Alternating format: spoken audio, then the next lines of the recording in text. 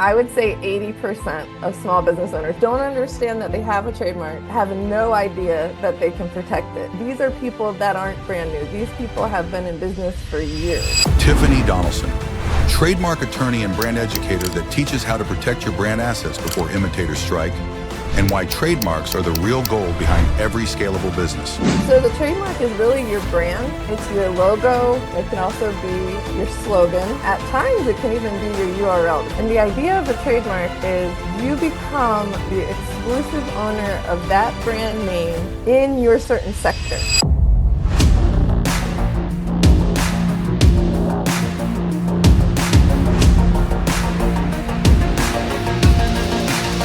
What's up, everybody? This is Ryan Van Orn. I'm back with another edition of the Scaling Up Success podcast, brought to you today by Cynergists. Cynergists is your fractional operations team that helps you grow exponentially faster at just a little bit of the cost of what you're used to. So go check out Cynergist.com for more information.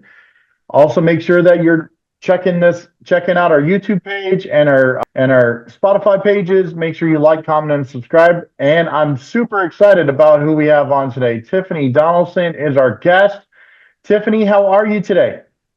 Hey, I'm doing great. Thank you so much for having me. I have my little dog here, if you can see her. Oh my gosh, this is Mia. the cutest. She does everything with me, so I had to include her. I love it.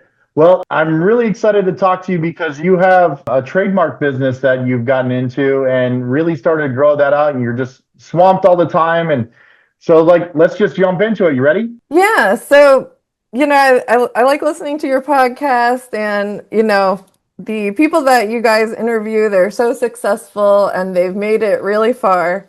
But I know that a lot of your listeners, probably like myself, really aspire to that. And we might see ourselves as just moving in that direction. We might not have hit these highs that the other people have. We're on that mountain in your logo. And what I love about that is that people are just trying, right? Like we're all out here trying. And if you're new and, this wasn't you last year, welcome. It's probably a lot harder than you thought it was going to be. And that's okay, because we have Cynergists here to help and, educators like myself. So I consider myself a trademark educator.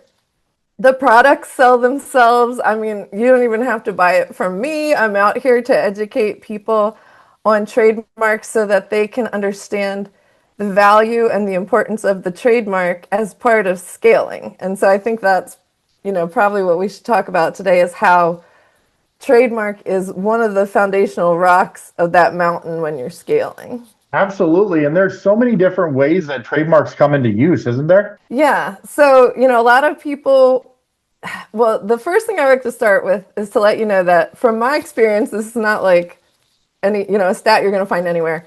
I would say 80% of small business owners, that means 80% of your clients, either don't understand that they have a trademark, have no idea that they can protect it. And these are people that aren't brand new. These people have been in business for years. So, when we talk trademarks, I like to explain the general concept of what it is because I don't want to talk over anybody's head. So the trademark is really your brand. It's your logo, the icon you use for your logo, the words. It can also be your slogan. And at times, it can even be your URL, depending on how you're using it, if you're using it as a brand. Those are the main ones that people register. And the idea of a trademark is you become, for a period of time while it's registered, the exclusive owner of that brand name in your certain sector. It's not everywhere ever, and there's a lot of more information I could give you about that. But the general concept is you can keep other people from trading off your name. And the only real way you can do that in the US is to first get the rights to do it. And that's the trademark registration. And that concept, it's just not well known. It's well known to bigger businesses, but small business owners are often learning about this for the first time. So I like to kind of explain what it is. The way that the trademark is going to help you with building and scaling is kind of threefold. So the first step is you came up with something new. It doesn't even have to be a new business. It could be your next product line, right? So I'm talking to everybody out there. I'm not just talking to the newbies. You've got an idea and you love it. I use this one a lot. Melissa, it's your grandma's maiden name. You have to have it, right? But that's not a business decision. And that's the first step where people go wrong, is that they go and pick a brand name that they love and have to have, but they don't do what the big businesses do, which is called clearing the mark. And clearing the mark means that you hire a company like myself and we do research on your trademark to let you know, number one, did somebody already love your grandmother's maiden name so much that it's registered for exactly what you want to do? Because here's the problem. If that's the case, you can be sued for going into business and trading off a name that's already registered. And we know like major brand names. We've heard of the big ones, but there are so many out there registering every day. They're just from, is this, we help them from on their, but probably like hundreds of thousands. Yeah. So if they're out there spending that much, wouldn't you like to not have to respend that when your brand goes and you get a cease and desist letter from somebody else that says, hey, that's my trademark. You can't use it anymore. And you have to take that website down and that logo that you love, that you spend a lot of money on. So we're really just trying to save people from that. The rest of it has to do with trademark protections. And I do offer trademark protection through my law firm. You can use any trademark attorney. That's what I'm out here to educate. It's the general concept that you can now protect your trademark if it passes that clearance process, right? And nobody else already has taken it for your class. And once you've had it fully registered, this is where the scaling concept comes in. As you're scaling your business is becoming more and more visible. That's the whole point. People have now heard of you. Guess what? People think your product's so great and your services are so fabulous, they're going to imitate you. They're going to divert your clients over to them. They're going to pretend to be you. They're going to set up a TikTok that looks just like yours and tell TikTok that you're the real one. And you said, Tiffany, these aren't going to happen to me. Yeah, they will. It's part of the process. If you get successful enough, this is what you can expect. That's it. Imitator brands, right? The way that you combat it, yeah, that's right. Like imitation is what? Flattery, the height of flattery. What's the saying? Yeah, the greatest form of flattery. So Yeah. Your greatest form of flattery, yeah. So the question is, what are you going to do about it? Well, if you have your trademark already registered, you enter into what I call whack-a-mole with my clients. I say, congratulations, you've entered whack-a-mole stage of your business, which is we send a cease and desist letter, your attorney, whoever you're working with, and we cease and desist somebody who's getting too close to you. And that's called brand protection. And you're actually legally required to police your brand. A lot of people don't know this, nobody ever talks about it. But there's a legal requirement that if you don't police your brand, you let people get too close and you let them trade on your name, you're ceding rights to those people. So, but how can you send someone a cease and desist letter? First, you have to get the steps in place. And that's the concept that really I'm out there sharing, is that there is a process and you can protect your brand. I've heard of many different things that have happened with even bigger companies, that whether they let the trademark drop and they had to change the brand names, and it's pretty insane what happens out there. So just staying and protecting yourself is an important piece. And I think a lot of people don't know that you need a trademark lawyer to be able to help you navigate this whole thing. So thank you for sharing your insight and your knowledge on that piece of it. Really appreciate it. Yeah, no problem. So like one of the things is like the role of technology with trademarks. Like, people are using AI for everything. They can generate a logo in seconds, some of these things. Is that important for them to be able to trademark those things once that's built out? Or like, does that AI company like get a piece of that trademark? How's that work? Oh my goodness, that's such an interesting question. So let's break it down. The brand design, like a logo generator, or using AI to generate your logo, there's two concepts to brand protection, and one that we didn't talk about yet is copyright. So for trademark purposes, the trademark office doesn't ask who designed your logo, where did you get it from, did you use AI? They don't care. What they care about is your logo so similar to a competitor's in your space that you're trading off of it. So that's been in place, 100 years. So that hasn't changed. And whether or not you use AI or any, professional graphic artist, none of these people know how close you are to a competitor. The way you can figure it out is through research. So that's an element, and so you kind of bring it back around to the research.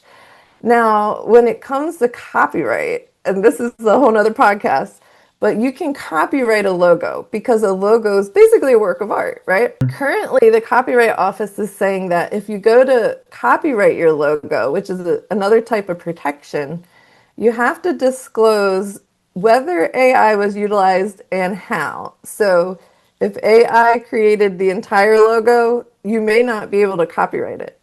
If you gave, great art direction to AI, you can say that that was your role. And it really kind of limits your copyright. And then if you say, well, I had these parts and AI just made it sparkly, whatever it did, you can say that. And then that gives you a little bit more protection. So currently the Copyright Office will only give copyright protection to like human generated art, basically, Interesting. Yes, it's extremely interesting.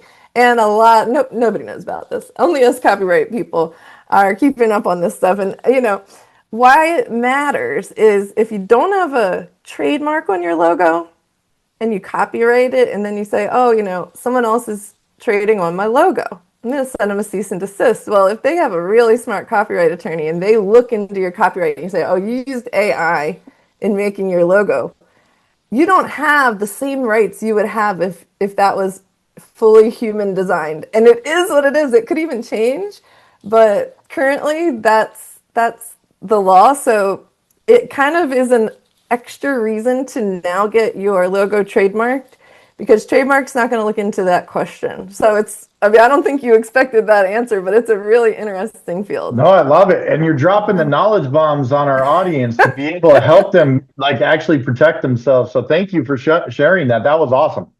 Yeah, definitely. Right. And, for all of us trademark attorneys out there, shout out. That is one of the reasons why you want to work with a professional is because there are very specific hurdles to filing trademarks. And obviously we can't get into all of it. There's a 6-month course in law school on trademarks. Okay. So Wow. we're not going to get into all the details in 20 minutes, but suffice it to say that there's enough that it's probably worth your while and worth your brand to start with a professional team to help you. And I know that sounds scary, but it's actually an investment in the future of your brand. So, and it's for when you're ready, If you're in it for the long haul, you want to do it the right way. You want to have the right people behind you. I always find like whether I'm like thinking about like, I don't want to do the electricity in my house. Like I get the right electrician. I get the right plumber to come fix those things. Like I don't have those skills. Why am I going the chintzy route and making sure like I can fall through the cracks and then my trademark is gone? You want people like yourself, with the trademark stuff that you're protected. So well said. I appreciate you stating that. Thank you so much. Yeah, one more idea for your listeners. To me, I think this is a real big selling point for trademark is if you're growing and scaling, what is your plan? Do you have an exit plan? Right? Yeah. Well, when you go to sell your business, number one, do you want to have a trademark? Probably, yeah, that's going to be helpful, right? So I'm not going to have to sell you on that. But don't you want your trademark to match the longevity of this 25-year-old business you're selling? Do you want your trademark to be pending because you filed it last week because you thought about selling your business? So it's an investment in the exit. And that's a whole other way to look at it. Absolutely. And the value that you built in that logo for those years along the way. I mean, it's just asset protection. Well said. Yeah. One of the other really interesting things about trademark, and I've been bringing this up recently, and it's a reason why financial professionals should be talking to you about your IP protection of your business. Some businesses, major brands we know of, Toys R Us, Bed Bath and Beyond, they're not in business anymore, not the original organizations. But guess what survived them with more value than the underlying business operations? The IP. Man, That IP is gold. right. Yeah. Imagine that that's your IP. And you're looking at Toys R Us and they didn't file their trademark. Right. Right? You would just say, well, that might have been a bad idea. Well, you could be Toys R Us, right? Your business could be that too. And so Yeah. you have to have that confidence in your business as well and say, oh, Yeah, you got to okay, if protect I'm it. really building this, let me build it out strong. And so I think the reason, a normal, like when normal one of your listeners, I know everybody budget stretch, my budget stretch too. But one of the reasons they don't take that extra step, I believe, is terror. It's complete fear. They don't want to Right. find out they can't have it. They don't want to have to put money towards it, right? And so we're trying to overcome those kind of negatives with the large positive of, well, you invested in QuickBooks, didn't you? Or, some accounting software. Doesn't have to be QuickBooks. You invested in these other things, like do not skip this one. And a lot of people, it's not talked about as much, it's not emphasized as much, but it's really important. And that's why I love to talk about it, because I guarantee you somebody out there is hearing this for the first time. And I would say it's shocking. It's really not shocking because not a lot of people talk about it. No, it's great insight, and I know that the audience is going to really appreciate all of the knowledge that you gave them on this. So thank you on that piece of it. So Yeah, excellent. absolutely, one of the things that we do on our podcast is we do a little rapid fire questions to make sure like we get to know you as a person. Are you ready? Are you open for that? Oh, sure, go for it. Awesome. All right, here we go. Do you have a favorite book that you're reading right now? Right now, I'm reading A Time to Kill again, which is one of my favorite books from John Grisham. Nice, very cool. What do you drink? Coffee, tea, soda, water, energy drinks? Okay, I drink large amounts of coffee and soda, and I need to cut back on both. She's like, but the headaches are real, bro. Don't tell my physicians. I Yeah, love it. it's Awesome. Okay. caffeine. All good. All good. If you could have a historic dinner with a historical figure, who would it be? Oh, a historical figure. I think I would have to go with one of the powerful women from history, like maybe Susan B. Anthony, somebody who was a trailblazer. That's awesome. Very cool. Are you an early bird or a night owl? Oh, that's easy. I'm a night owl. Don't call me in the morning. I'm not going to answer. I love it. I love it. If you could have one superpower, like the Avengers or the X-Men, what would be your power? Off the top of my head, I think I go with invisibility because there are some rooms where you'd love to be a fly on the wall. So if you were invisible, you could really get that insight on all I different love types it. of intrigue. I love it. Very cool. The little espionage side of it. Hey, does that work with the lawyer side? I'm just joking. Once again, Exactly. Hey, we don't talk about we it's all don't talk good. about that. It's all good. What's a bucket list travel spot that you want to go to? I really want to go to Hawaii. My parents visited there like 5 years ago, and I was really jealous. And I also want to get to the Great Barrier Reef. Awesome. That's the first time we've heard the Great Barrier Reef on the podcast. Nice work. Do you have like a favorite cheat meal? Oh, yeah. I would go directly to the breakfast of like waffles with strawberries and lots of syrup, I love it. which I've been Good trying call to there. avoid for like months and months. Right? Every Yeah. once in a while, you just got to have that one cheat meal, right? Yes, for sure. I love it. Lastly, like what's bumping on like your workout playlist? Oh, on the workout, I go with like the oldies. Yeah. I listened to the oldies on the radio growing up, so all the Now, classics. what's oldies for you? Because what's oldies for you may not be oldies for others. I know. I'm gonna say like Bruce Springsteen. Good call. Good call. Those I are like my it. oldies, yeah. That's 60s fair. and 70s because that's what was on the radio growing up. That's fair. Well, you crushed this rapid fire section, so thank you for Oh, being I a good tried. sport on that. No Awesome. problem. Hey, if you could go back and we could do some little time travel, like you could talk to your younger version of yourself, like that girl that was going through law school. What's that one piece of advice you give yourself? Okay, I tell people this all the time. Do as many internships as you can when you're a younger person. Don't make any assumptions about whether you like something or not, because everything is fantasy until you do an internship somewhere. So, being able to have as many experiences as you can and connecting with adults in business. I know that when I was in undergrad and even in law school, I was just terrified and very, insecure that some major business person would want to have a conversation with me. But what I learned, from networking is that the older people, they see themselves in the young entrepreneurs.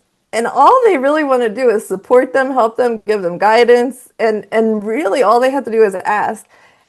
But there's this terror barrier and it doesn't happen.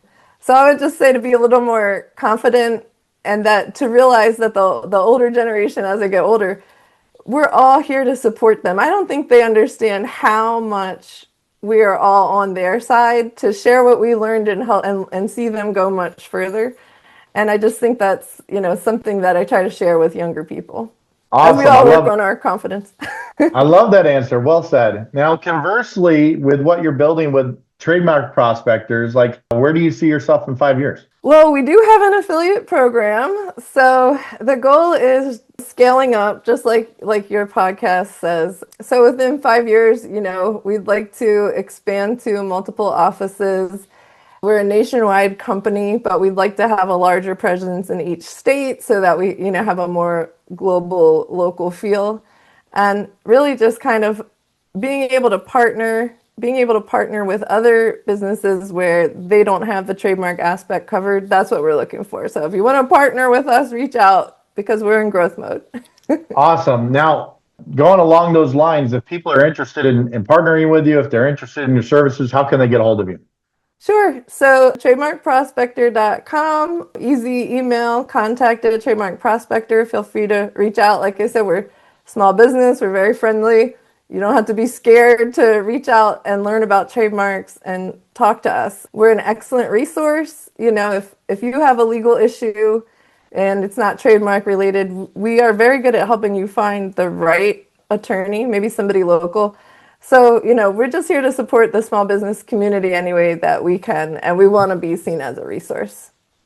Tiffany Donaldson, it's been an absolute pleasure having you on the Scaling Up Success podcast today. Thank you so much for your time. It's been wonderful learning more about the trademark process. Thank you for sharing your insight today.